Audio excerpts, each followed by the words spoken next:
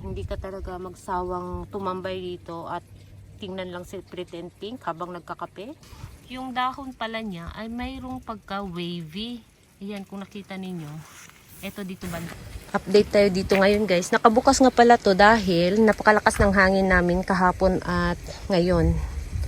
So, hindi ko na sinarado kasi kapag sinarado ko baka gumulong dito sa gitnang kalsada. Ayan o, kalsada na siya. Baka gumulong. So, kagabi nagkaroon kami ng -3 degrees. So, ngayong umaga, chinek ko okay naman sila. So, ganito na lang sila until spring. Hindi ko na sila isara. Ayan. So, tingnan natin dito banda guys. Ito na yung kanilang hitsura ngayon. Ito si Pink Frill oh. Ang ganda niya guys, para siyang bouquet. Yan, ang ganda 'di ba? Para siyang bouquet. Dito sa likod ay maliit pa yung baby. Yan. Napakaliit pa ng baby. Pero ang ganda niya guys. Pink frill siya pero hindi siya pink. Para siyang bluish sa paningin ko. So hindi siya pink. Yan, dami din yung dry leaves. So hindi talaga siya pink guys. Bakit kaya pink frill siya? Siguro sa gitnang rosette niya dahil pinkish. Yung gitnang rosette niya guys, pink. Pero yung dito sa gilid ay bluish. So hindi siya sobrang pink. Tapos ito naman si Rosea. Ayan. Diba? Napakaingay ng hangin guys. So magkaiba talaga yung kanilang dahon ni Rosea at ni Pink Frill. So sa kulay, medyo magkahawig sila. Pero sa form ng kanyang dahon, si Rosea ay napaka curly-curly ng dulo ng dahon guys. Tapos ito, curly, konti. Itong si Pink Frill. Yan. So yan yung kanilang kaibahan. Tapos ito, malaki na naman ang ating ano dito, si Mira. Yan. Malaki na rin ang kanyang baby. Nung tinanim ko to dito, maliit pa yung baby niya. Ito, maliit pa to. So, ngayon napakalaki na rin. Oh. Tapos, mayroon tayo ditong mga sedum. Ito, mga sedum yan, guys. Kung saan-saan na lang nahuhulog yung sedum ko. And saan-saan na lang din sila tumutubo. So, sedum yan. Tapos, ito si Apus. Si Apus may baby sa ilalim, guys. Maliit pa. Si Apus. And si Robra. Ayan, si Robra. So, ito hindi ko alam kung anong pangalan nito. Nakalimutan ko ang pangalan nito. Ito na lang yan ang isa. Kasi yung mother plant nito, bigla na lang naglagasan yung dahon niya. Hindi ko alam bakit. Basta yung dahon niya, bigla na lang ano ba yun? Wala na lang, nahulog na lang yung dahon niya. So, namatay rin. So, ito na lang nag-iisa. Propagation from leaf. Yan. Para siyang si Pachyphytum compactum. Kaya lang, yung dahon niya ay malapad. Tapos, meron tayo dito. Ito naman, hindi ko rin alam. Wala siyang pangalan. Dahil pang arrangement din to. At, ayan, meron siyang 3 babies ngayon. So, yung mga flower nila, tinatanggal ko guys. Hindi ko na, inaantay na, mag-bloom. So, ito, inaantay ko talaga yung, hindi ko naantay na mag-bloom siya. Kaya lang yung dahon niya sa flower stalk, ay yun yung inaantay ko para mag-matured siya. Ayan, para medyo lumaki. Maliit kasi yung dahon niya sa flower stalk. Kasi gagawin kong, propagation. Ayan. Tapos, ito naman, ayan, medyo nagkaroon siya ng mga, kung nakita ninyo, may mga itim-itim siya dito sa dulo ng dahon. Medyo nagkaroon siya ng, frostbite, pero okay lang naman. Kasi yung pinakagitnang dahon niya ay fresh naman. Dito banda, fresh naman. Kaya okay lang to. So, siguro makasurvive to hanggang sa, April. So, medyo malamig pa rin yung aming gabi. Meron pa rin kaming -3, -4, pero okay naman siya, nakaka-survive naman siya. So, yung dahon niya, hindi ko tinatanggal. Kung nakikita ninyo, may mga dry leaves. So, doon kasi sa sa pinakailalim, kung nakita ninyo, hindi pa siya dry. So, yung kalahati lang yung dry. So, hindi ko na pinipilit na tanggalin kasi baka sugat yung kanyang stem at doon pa papasok yung mga alam nyo na, yung bacteria, magkaroon siya ng mga fungal infection. So, hindi ko na tinatanggal ng, ng sapilitan, yung dry leaves niya kasi yung kalahati ay fresh pa. Ayan.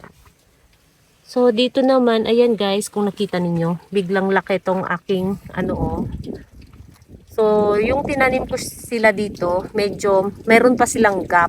Itong mga nakatanim, itong tatlong na to. Meron pa tong mga gap guys. Itong sa likod is si Davy. Meron pa yung gap.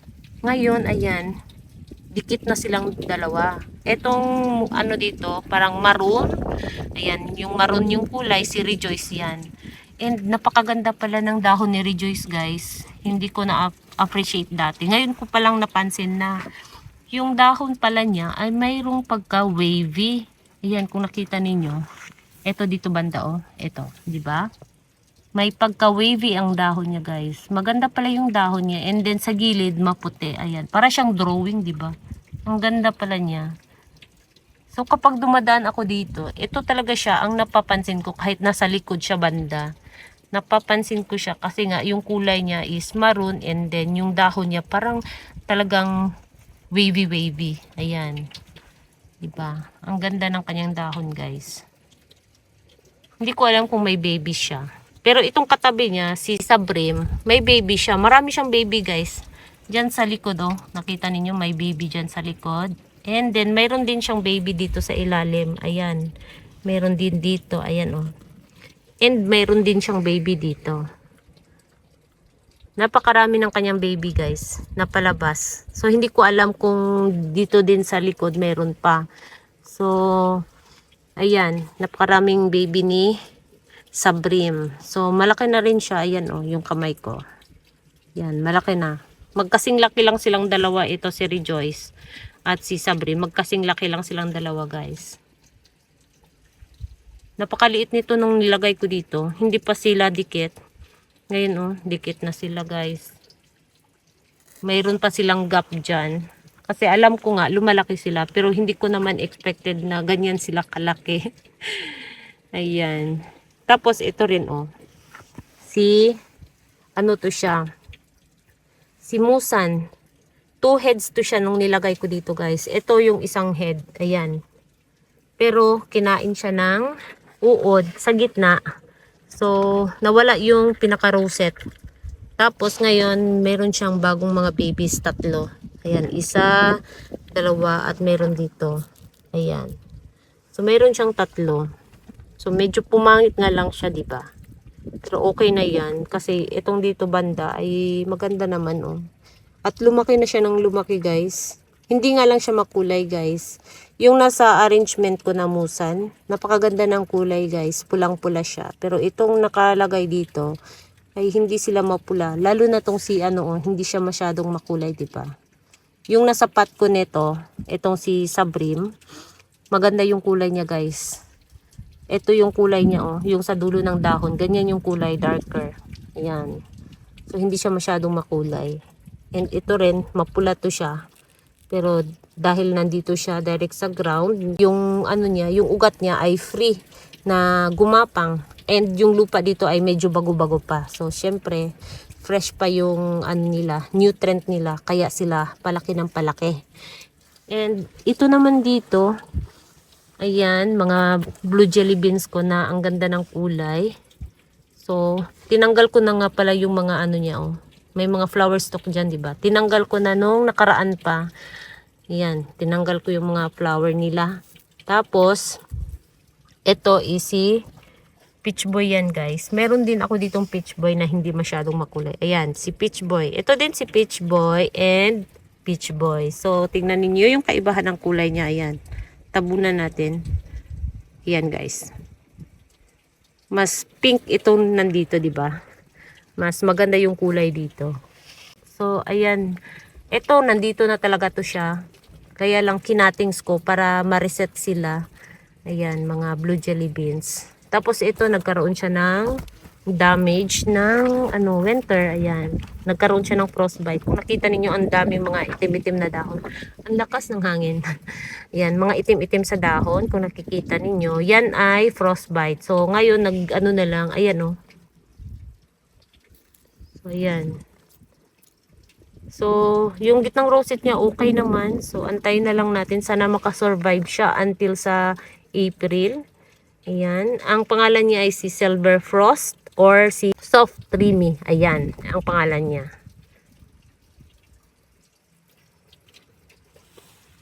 Tapos ito, hindi ko pa rin napalitan ng bagong lupa. So, siguro sa April or May, papalitan ko to ng bagong lupa. So, ang gamitin ko ditong lupa ay the same dito. So, ang lupa dito ay 50% trisal and 50% gardening soil. So, hindi ko na ginamitan ng mga pamis, akadama and kanuma dahil nga napakagastos na. So, ang ginawa ko ay gardening soil and na lang yung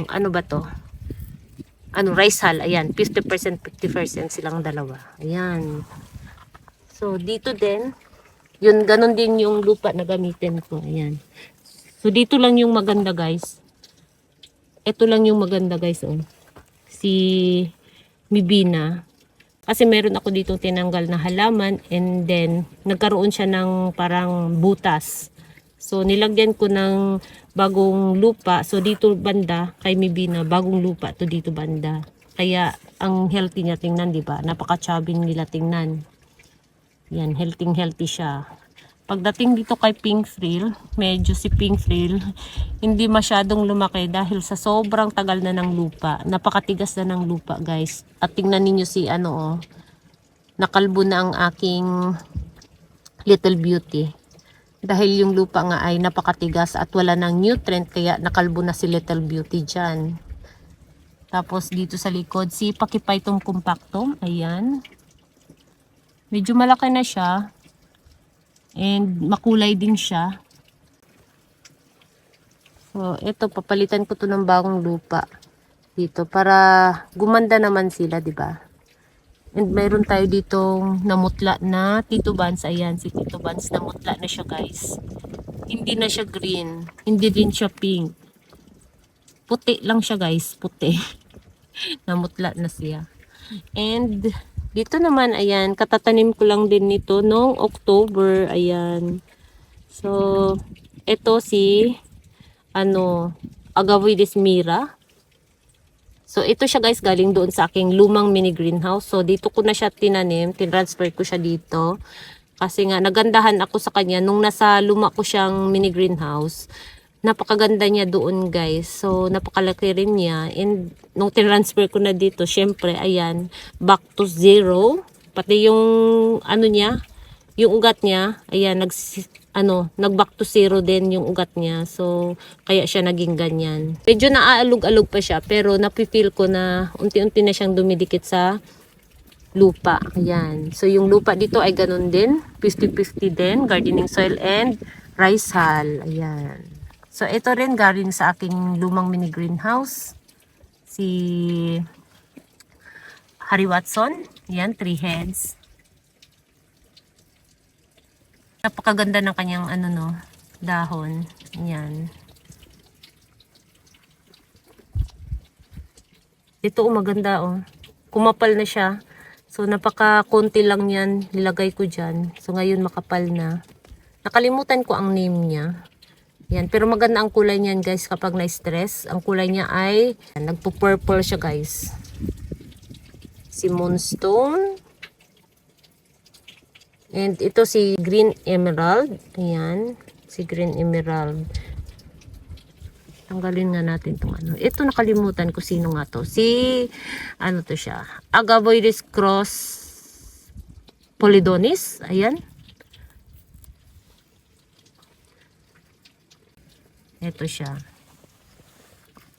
Tapos, tingnan niyo, guys. Ang ganda ni Marping, guys. Yan, ganda niya, 'di ba? Ang pink niya siya, guys. Pati yung baby niya sa likod, ang ganda, pink na pink. Lalo na pag nasikatan ng araw, ang ganda ng kulay niya. So maliit lang sila, guys, na bonsai na sila dito kasi nga sa sobrang tagal na ba ng lupa. Siguro ang lupa dito ay 3 years na, magpo 4 years na. Mula nung tinanim ko siya dito. hindi ko na napalitan ng bagong soil. So, ito na talaga siya. Dati pa lang, nung nag-start pa lang ako dito na magtanim ng succulents. Ito na talaga siya. Napakaluma na niya dito. So, ayan. Napakaganda ng kanyang babies, guys. Pink na pink. Ang dami din yung mga crunchy dahon, oh. Crunchy leaves. Ang dami rin. Ayan. Napaka-crunchy ng kanyang dahon. So, ayan yung hitsura ng baby niya, guys.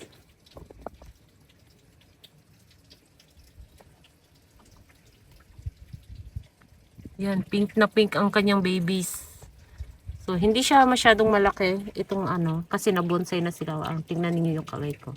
So, lumiit sila ng lumiit. So, kapag palitan ko to ng bagong lupa, syempre maglakihan to sila ulit, guys. So, ayan. Kaya ang kanyang babies, 'di ba? Ang ganda ng mga babies, guys. So, ito rin, plano ko rin tong palitan ng bagong lupa dito para medyo lumaki sila ng konti. Kasi napakatagal na rin ng lupa nito. Ayan.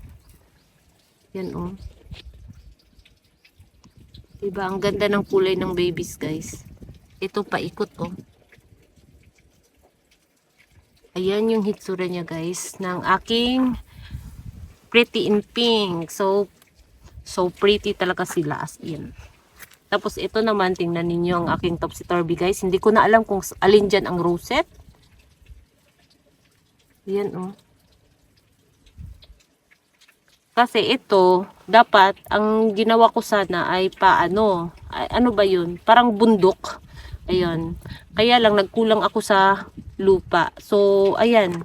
Ginanito ko na lang. Hinayaan ko na lang. So, yung lupa niya hanggang dito yata.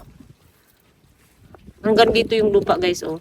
Kulang na kulang. So, siguro, kapag pinalitan ko to ng bagong lupa, si Pretty and Pink, isali ko na rin to. Dagdagan ko siya ng lupa para ano siya, paumbok. Ayan, para paumbok siya tingnan, guys. So, yan, isabay ko na lang siya kay Pretty and Pink. So, hindi ko na alam kung alin dito ang kanyang rosette, oh. Pero ang ganda ni topsy-turvy, diba? Yan, mga topsy-turvy to, guys. Lahat. Ayan, si topsy-turvy. Ito rin, luma na rin to dito. Kasabayan din to ni Pretty and Pink. Yan. Meron tayo ditong Purple Delight na napakaluma na rin. Ayan, si Purple Delight. And si Supreme. Ayan. Si Supreme at si Purple Delight,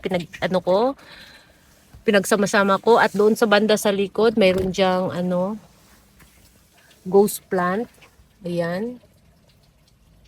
May mga ghost plant dyan. So, ayan. So, tingnan natin kung masali din natin to. Kasi ito, napakatagal na rin.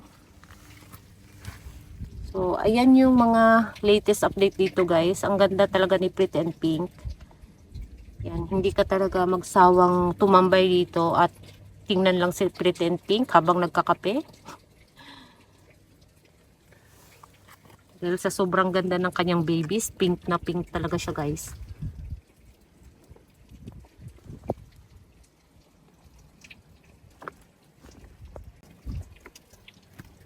So, ayan lang, guys, ang ating latest update ngayon. So, thank you so much for watching and please don't forget to subscribe and like to my channel. Sa hindi pa nakapag-subscribe, please subscribe my channel at i-click nyo na rin ang bell button para ma-update kayo pag nag-upload ako ng bagong video. Ayan, thank you so much for watching and see you on my next video. Bye-bye!